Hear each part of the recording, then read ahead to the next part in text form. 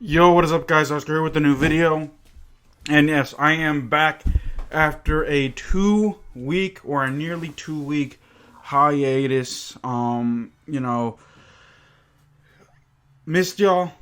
Got some time off. I actually, it came at a right time. Real Madrid got smashed by Barcelona. I was like, nah, I don't want to deal with, putting up videos regarding Real Madrid players and things like that. At the time, I just wasn't up for it. The Golden Truth episode, the last one, I think it was episode 7 or something, didn't go as planned. Had a revolving door there, and obviously with no content this past weekend with the international break, I actually was out of town, but I am back. It feels good to be back. Feels weird to be recording after almost 2 weeks absence. But that's neither here nor there. Let's go ahead and let's talk about Real Madrid versus what's their name? Celta Vigo. There we go.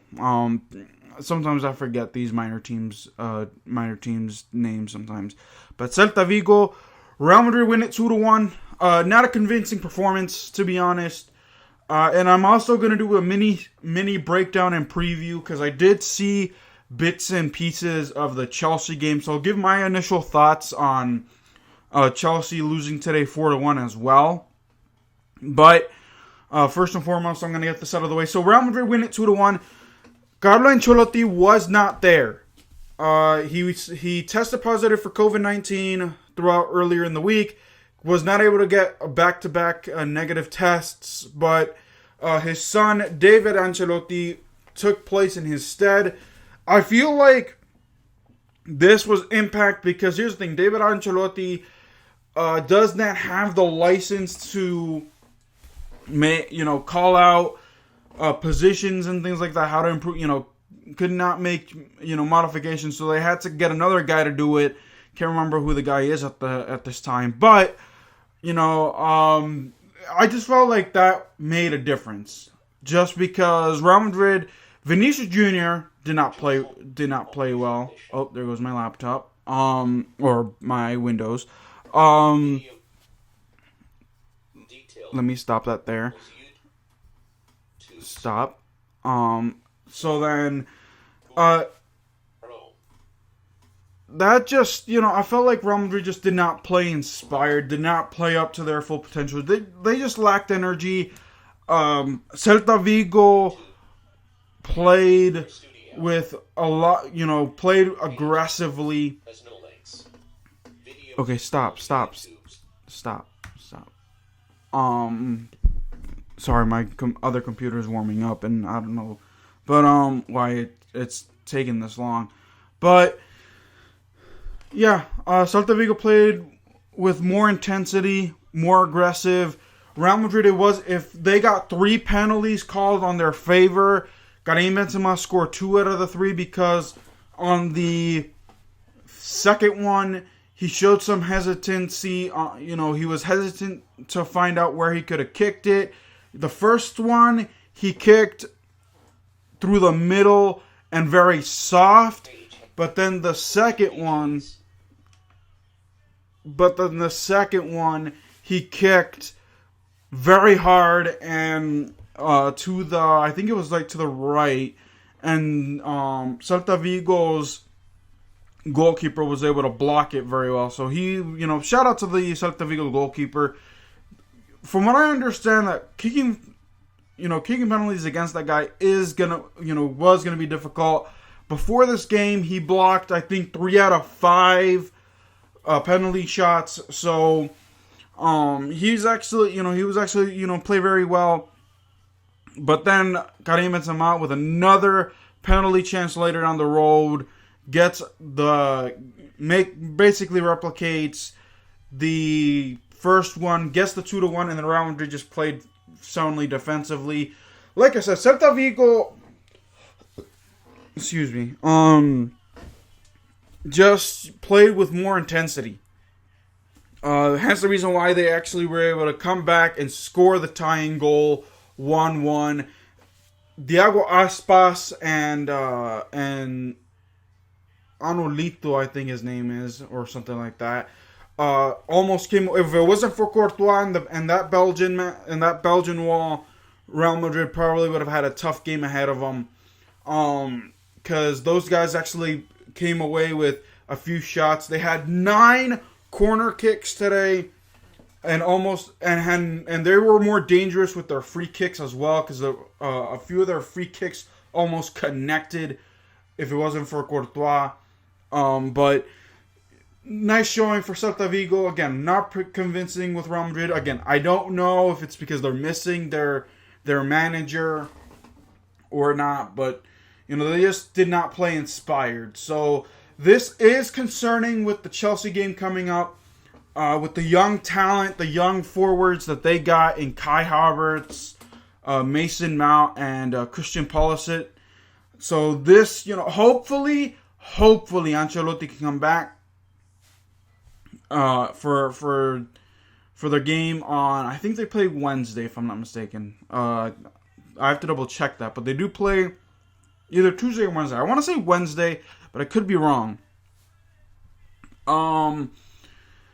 Vinicius Jr., again, I don't know what's been going on with him. He just non-existent.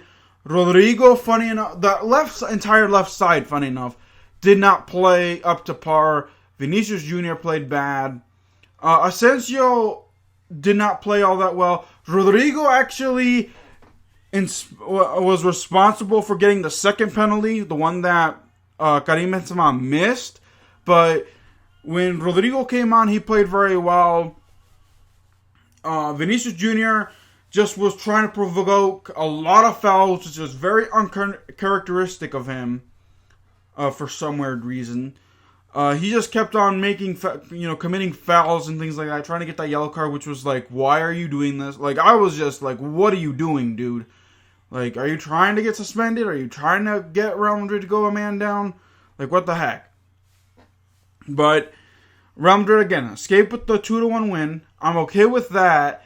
Let me see, what other news and notes do I have? I think that's really much it for the Real Madrid news and notes. So let's talk about this Chelsea game real fast.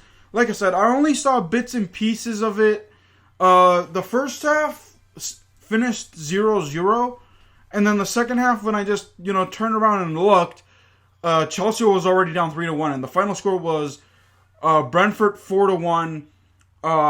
That team, Chelsea, from what I saw, they rested a lot of their starters, like Christian Pulisic, no Kai Havertz, Timo Werner. I don't know if he played or if he just was struggling today. Romelu Lukaku did not play all that well from what I heard and saw. What's this guy's name? Thomas Tuchel actually played with a back 4 instead of a back 3. So I think, like I said, because of him resting a lot of players or a lot of his main starters, he was forced to make that change. But we'll wait and see what formation he chooses or what formation they do on Tuesday or Wednesday, whenever they play. Like I said, I feel like Chelsea, no sweat. They shouldn't be sweating. They should be, like I said, they missed their key players. I'm sorry, Romelu Lukaku, from what I hear and from what I saw, isn't the threat he used to be for Chelsea and Inter. Okay? So, no sweat with him. We're missing Mason Mount. I fear Mason Mount and Christian Pulisic. And Kai Havertz. I fear those guys. Because those guys, they're young and they're fast. Those are the guys that actually made a difference against Real Madrid last year. So, don't sweat it. Y'all will probably... You know what? I'm going to say my predictions for later. But y'all are going to give Real Madrid a run for their money. I would not be shocked if they come away with a win. So, Chelsea fans, don't sweat it. Don't panic. Real Madrid the way that they played again on 2 weeks ago against Barcelona, uninspired. Granted, that was without Karim Benzema, but today, Karim Benzema and Vinicius Jr., if it wasn't for those penalties, the refs really tried to help Real Madrid out a lot in this game. So, the calling penalties, like the first penalty was questionable. I think the third penalty was questionable. There was a yellow card or something that was just questionable to give out. So the refs really tried to help out Real Madrid today. So, and with Champions League, again, UEFA, Real Madrid is public enemy number 1 when it comes to Champions League. So, don't sweat it. Y'all are probably going to come out and beat Real Madrid. I would not be shocked if that happens. But more on that in a separate video. But, alright y'all, that'll do it for this video. What were your thoughts for this game against, between Real Madrid and Celta Vigo? Like I said, Real Madrid lackluster. If it wasn't for penalties, they would have lost this game because they just lacked intensity and lacked interest. I don't know if them missing Ancelotti or if they still had Barcelona on their mind or if they have Chelsea on their mind, but they got to step up. Vinicius Jr., where have you been, man? You slacked off against Barcelona and you slacked off today. You cannot slack off against Chelsea. You cannot. You can't. But, yep, that'll do it, guys. Again, sorry if I was still trying to gather my bearings. Again, I've been off 2 weeks of YouTube, so I'm glad, trying to get back into it. So, alrighty, y'all, that'll do it. But if you're new to my channel, make sure you hit that sub button, that big red sub button. Share this video with your friends and family. Comment because I like to know your thoughts. Give me a thumbs up. Until then, guys, keep it real. I'll see you guys next time. Peace.